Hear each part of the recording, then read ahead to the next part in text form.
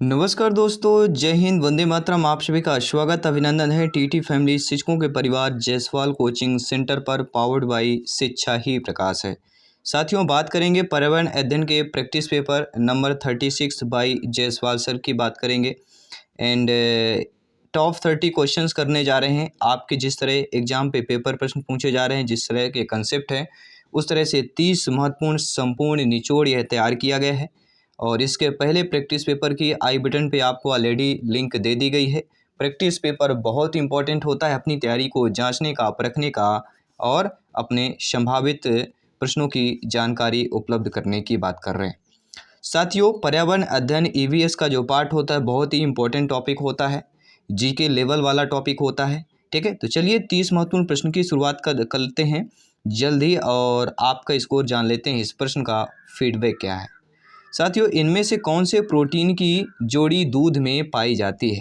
Casein एवं sucrose, casein एवं lactose, पेरिथीन एवं मल्टोज की बात करेंगे, एल्यूमिनियम एवं ग्लूकोज की बात करेंगे। इनमें से कौन से प्रोटीन की जोड़ी है जो दूध में पाई जाती है? वह चौथी हो जाएगा, केसीन एवं लैक्टोज की बात करेंगे। B option is the right answer. दूध में केसीन एवं लैक्टोज शर्करा पाई जाती है। दूध सभी 9 जरूरी अमीनो अम्ल को रखता है। दूध के अंदर सभी जरूरी जो भी पोषक तत्व होते हैं, जैसे कार्बोहाइड्रेट, प्रोटीन, कैल्शियम, वसा एवं विटामिन की बात कर रहे हैं। दूसरा प्रश्न है साथियों, जो स्क्रीन पर बेहतरीन प्रश्न, लाजवाब प्रश्न पूछा गया है। प्रश्न क्या पूछा गया है? बहुत ही अच्छा प्रश्न है और फीडबैक भी आपका बेहतरीन होना चाहिए कि किसके कुल के, जी हाँ, किस कुल के पुष्पों का पुंकेसर जो होता है अपने परागकोश तथा अपने पंखुड़ियों के साथ परस्पर संलयित हो जाते हैं? जी हाँ, आपका लेगुमिनोसी की बात करेंगे, लिलिएसी, कंपोजिटी एवं यूफोरबिएसी की बात करेंगे। तो किस कुल के पुष्पों का पुंकेसर जो है अपने परागकोश तथा अपने पंखुड़ियों के साथ परस्पर संलयित हो जाते हैं? हम ऑप्शन नंबर डी की बात करेंगे, यूफोरबिएसी की बात करेंगे। जी हाँ, पुंकेसर पुष्प का एक नर भाग होता है। तो पुंकेसर पुष्प का कौन सा भाग होता है? नर भाग होता है। मेल की बात करेंगे। जब परागकोश परस्पर जुड़ते हैं तो इसे जो होता है सिनजेंसियस कहते हैं। जी हाँ, जब परागकोश परस्पर जब जुड़ते हैं तो उसे उस प्रक्रिया को क्या कहा जाता है? सिनेजेनेसियस की बात करेंगे, जो यूफोरबिएसी कुल का लक्षण कहलाता है। और इनके आपस में जुड़ने की प्रक्रिया को कोहेसन कहते हैं। जब पुंकेसर पंखुड़ियों से जुड़े होते हैं तो उन्हें क्या कहा जाता है? एपीपेटल्स की बात करेंगे। सभी कमेंट कीजिएगा। प्रत्येक भाई बहन गृहिणी जिनका सपना है गवर्नमेंट टीटी एग्जाम को क्रैक करना, फतेह करना, सिलेक्शन को 101% पक्का करना, सभी कमेंट कीजिएगा। जी हाँ, पंजशीर घाटी कहाँ पर स्थित है? जी हाँ, सभी लोग बताइएगा। पंजशीर जो घाटी है ये कहाँ पर स्थित है? लेबनान, अफगानिस्तान, जम्मू कश्मीर, भारत या सीरिया की बात करेंगे। तो सभी जानते होंगे, शायद नहीं जानते हैं तो जान लीजिएगा। पंजशीर जो घाटी आपके अफगानिस्तान पर स्थित है। इसी प्रकार के जीके लेवल पूछा जा रहा है। पंजशीर घाटी अफगानिस्तान की कैपिटल जो है काबुल से 150 किलोमीटर उत्तर दिशा में स्थित हिंदुकुश पर्वत श्रेणी का एक भाग है। यहाँ पंजशीर नदी बहती है और कुल जनसंख्या यहाँ पे आप लोग देख सकते हैं। जी हाँ, 1,40,000 के आसपास की ताजिक जनजाति सबसे अधिक संख्या में यहाँ पर है। कौन सी जनजाति है? ताजिक जनजाति। बांदीपुर राष्ट्रीय उद्यान किस राज्य पर है? राष्ट्रीय उद्यान से प्रश्न पूछा जा रहा है। तो राष्ट्रीय उद्यान की अगर बात करें, बांदीपुर राष्ट्रीय उद्यान की बात करें तो आप सभी लोग जानते हैं हम कर्नाटक की बात करेंगे। जी हाँ, बांदीपुर राष्ट्रीय उद्यान जो है आपके कर्नाटक राज्य पर स्थित है, जहाँ रेड हेडेड वल्चर, चीतल, बृहद वाइसिन और भारतीय हाथी जो है पाए जाते हैं। पांचवा प्रश्न साथियों, मानस वन्य जीव अभयारण्य कहाँ पर स्थित है? आपके तमिलनाडु, असम, बिहार, हिमाचल प्रदेश। जी हाँ, तो मानस वन्यजीव अभयारण्य कहाँ पर स्थित है? तो हम बात करेंगे असम राज्य की। जी हाँ, सभी जानते हैं मानस वन्यजीव अभयारण्य पूर्व राज्य असम में स्थित है। एंड पूर्वी राज्य है आपका असम। यह सबसे अधिक जंगली भैंसों के लिए प्रसिद्ध है। जी हाँ, मानस वन्यजीव अभयारण्य किस लिए प्रसिद्ध है? जंगली भैंसों के लिए। देखिए, प्रत्येक अभयारण्य किसी न किसी जीव के लिए प्रसिद्ध है। ठीक है, और यूनेस्को के विश्व विरासत सूची में से शामिल भी किया गया है। आपके मानस वन्यजीव अभयारण्य की बात करेंगे। छठा प्रश्न साथियों, पृथ्वी पर सबसे गहरा पृष्ठ गर्त जो होता है वह कौन सा है? तो पृथ्वी पर जो है सबसे गहरा जो पृष्ठ गर्त होता है वह आपका मेरियाना की खाई। जब हम क्लास कर रहे थे तो इस प्रश्न का जिक्र भी किए हैं। जी हाँ, मेरियाना का जो खाई है की गहराई लगभग 0.34 मीटर है और यह पश्चिमी प्रशांत महासागर पर स्थित है।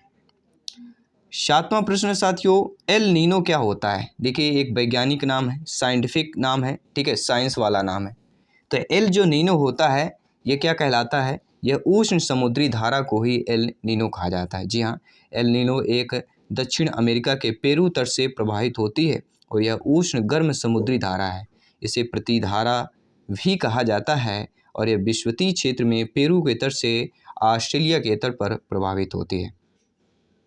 अगला प्रश्न है साथियों कि बेम्बूसा डेंड्रोकाल्मस वैज्ञानिक नाम है। वैज्ञानिक नाम कभी कभी पूछा गया, कभी नहीं पूछा जा रहा है, तो चांसेज हैं। तो बेम्बूसा डेंड्रोकाल्मस वैज्ञानिक जो नाम है आपके बांस का नाम है, नोट कर लीजिएगा।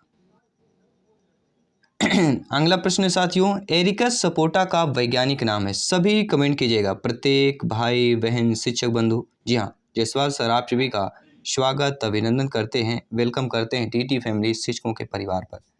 एरिकस जो सपोटा होता है, यह जो वैज्ञानिक नाम है आपके चीकू का वैज्ञानिक नाम है। जी हाँ, चीकू का वैज्ञानिक नाम एरिकस सपोटा है, नोट कर लीजिएगा।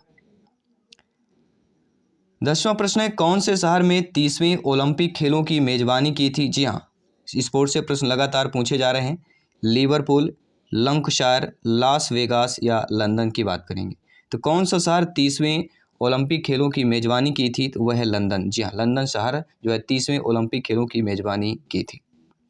एंड अगला प्रश्न है, एम्बेलिका ऑफिसिनेलिस वैज्ञानिक नाम है किसका है? आंवला का। जी हाँ, आंवला का जो वैज्ञानिक नाम है वह एम्बेलिका, ठीक है, ऑफिसिनेलिस की बात करेंगे।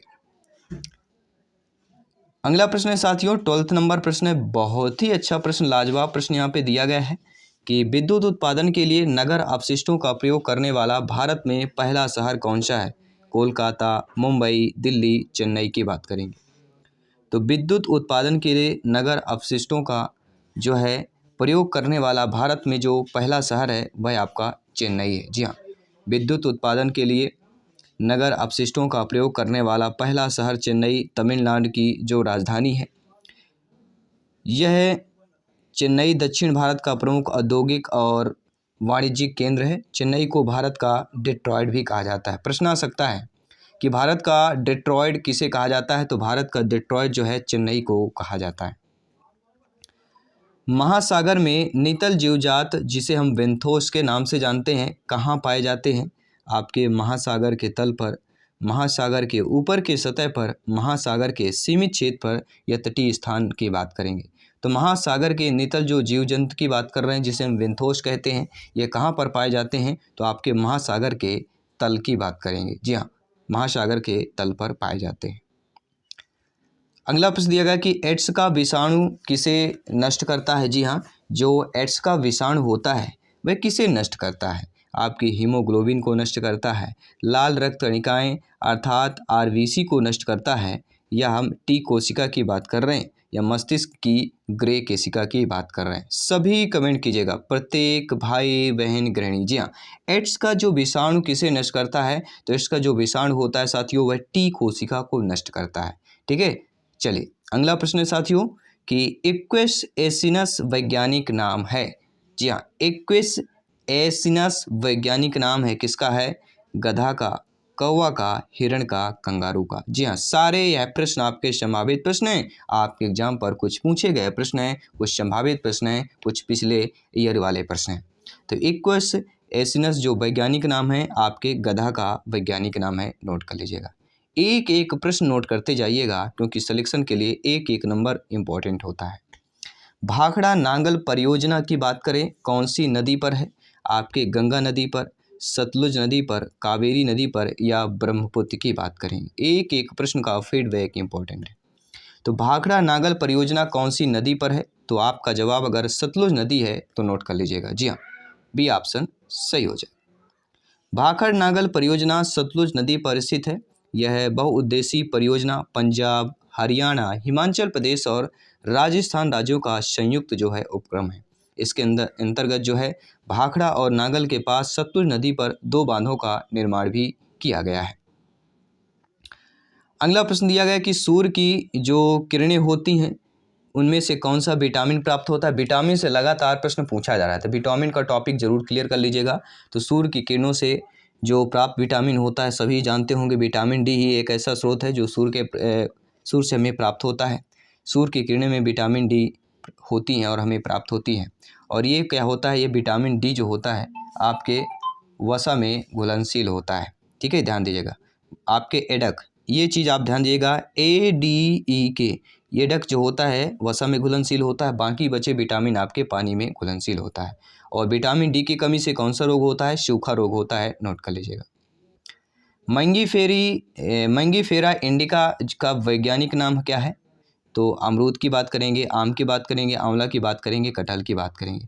देखिए आप सभी जानते समझते हैं, बहुत अच्छा प्रश्न है। तो मैंगीफेरा जो इंडिका है इसका जो वैज्ञानिक नाम है साथियों, हम किसकी बात करेंगे, आम, अर्थात हम किसकी बात कर रहे हैं, मैंगोज की बात कर रहे हैं। जी हाँ, MOES मैंगोज। ये आपको प्रश्न को नोट कर लेना है, अपने माइंड पर रिमाइंड कर लेना है, फीडबैक कर लेना है, अपने माइंड को स्टोर कर लेना है, ताला को लॉक कर देना है, माइंड के ताले को लॉक करना है और चाबी अपने हाथ पर रख लेना है। जी हाँ, लार किसके पाचन में मदद करता है, आपके वसा पर, स्टार्च पर, प्रोटीन पर या विटामिन की बात करेंगे।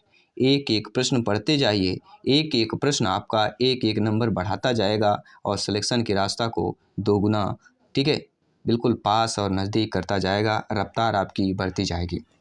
लार किसके पाचन में मदद करता है साथियों, वसा, स्टार्च, प्रोटीन, विटामिन, सभी जानते हैं। कई बार हम क्लास पर ये सारे प्रश्न जो क्लास पर कर चुके हैं, लगभग 1500 प्रश्नों की EVS की हमने क्लास कर चुके हैं। ठीक है, आगामी एग्जाम के लिए वो क्लास बहुत इंपॉर्टेंट है।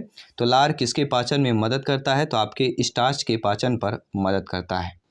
लार की अगर बात करें, लार ग्रंथि से स्रावित होता है एंड ये थोड़ी अम्लीय होती है तथा इसका जो pH मान होता है, तो लार का pH मान नोट कर लीजिएगा 6.8 के आसपास होता है।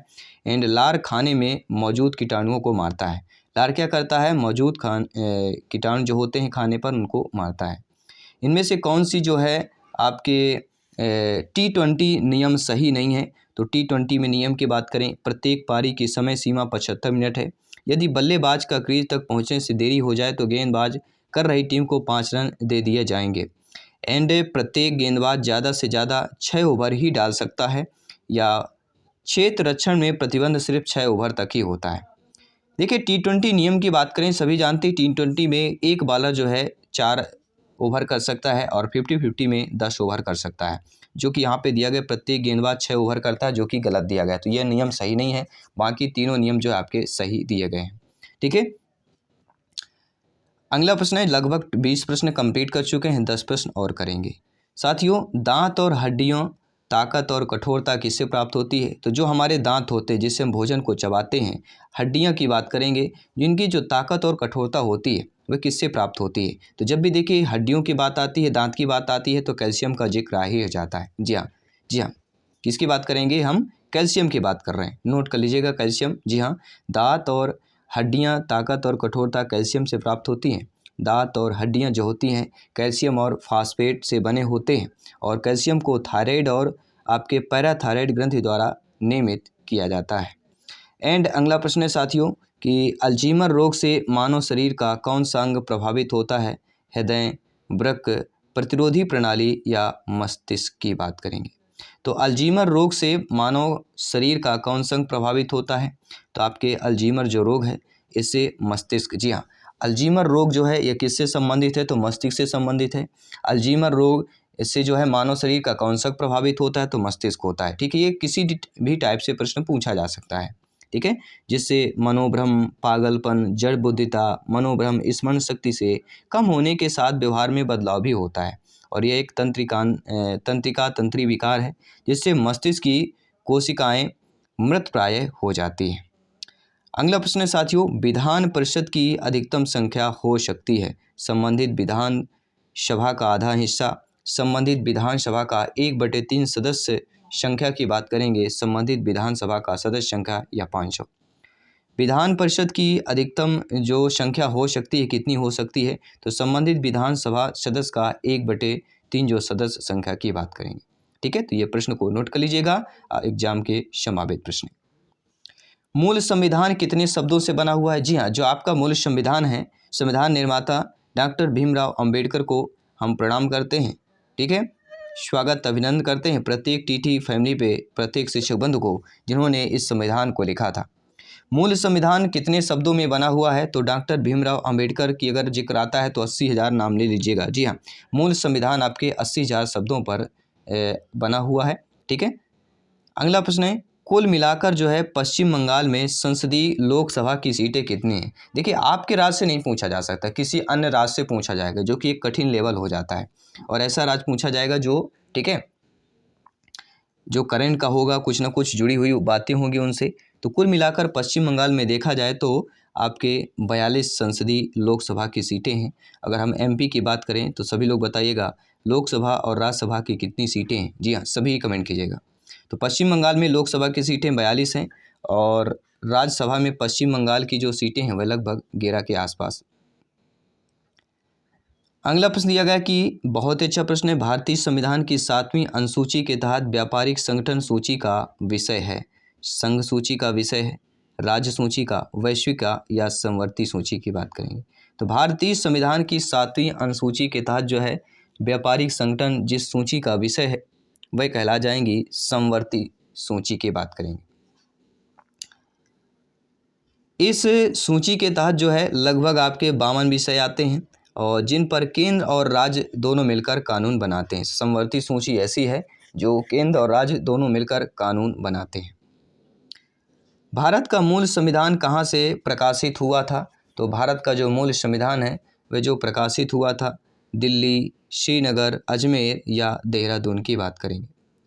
तो भारत का मूल संविधान कहाँ से प्रकाशित हुआ था? तो सभी जानते हैं, किसकी बात करेंगे? देहरादून, उत्तराखंड। जी हाँ, भारत के मूल संविधान को प्रकाशित करने में लगभग 5 वर्ष लग गए। प्रश्न आ सकता है कि भारत के मूल संविधान को प्रकाशित करने में लगभग कितने वर्ष लग गए थे? तो 5 वर्ष लग गए थे और इसे देहरादून से जो है प्रकाशित किया गया था। 2-3 प्रश्न और कंप्लीट करते हैं, इस प्रैक्टिस पेपर को कंप्लीट करते हैं, जो कि बहुत ही अच्छी प्रैक्टिस पेपर है आपके और आप लोगों का फीडबैक भी बहुत ही अच्छा मिल रहा है। सभी मित्र यहाँ पे नोट कर लीजिएगा। साथियों, भारत की संसद के लोकसभा को खालिस्तान सदन कहते हैं, निम्न सदन, उच्च सदन, बाएं सदन या दाएं सदन कहते हैं। तो देखिए, अगर लोकसभा की अगर बात करें, लोकसभा की अगर बात करें तो लोकसभा हमारा कहलाता है निम्न सदन और जो राज्यसभा होता है, राज्यसभा हमारा कौन सा कहलाता है? वह कहलाता है उच्च सदन। ठीक है, तो लोकसभा निम्न और राज्यसभा उच्च कहलाता है। अनुच्छेद 79 में संसद के गठन का प्रावधान है। भारतीय संसद के 2 सदन होते हैं, राज्यसभा जिसे उच्च सदन कहते हैं और लोकसभा जिसे हम निम्न सदन के नाम से जानते हैं। निम्नलिखित कथनों में विशेषण विधि के संदर्भ में कौन सा एक कथन सही नहीं दिया गया है? यह विधि अज्ञात से ज्ञात की ओर चलती है। इस विधि द्वारा अध्यापक को विषय वस्तु सिखाने में कम समय लगता है। यह अध्ययन की क्रियाशील विधि है। यह ऑप्शन नंबर डी की बात कर रहे हैं साथियों कि इस विधि के द्वारा अर्जित किया गया ज्ञान हमेशा स्थायी होता है।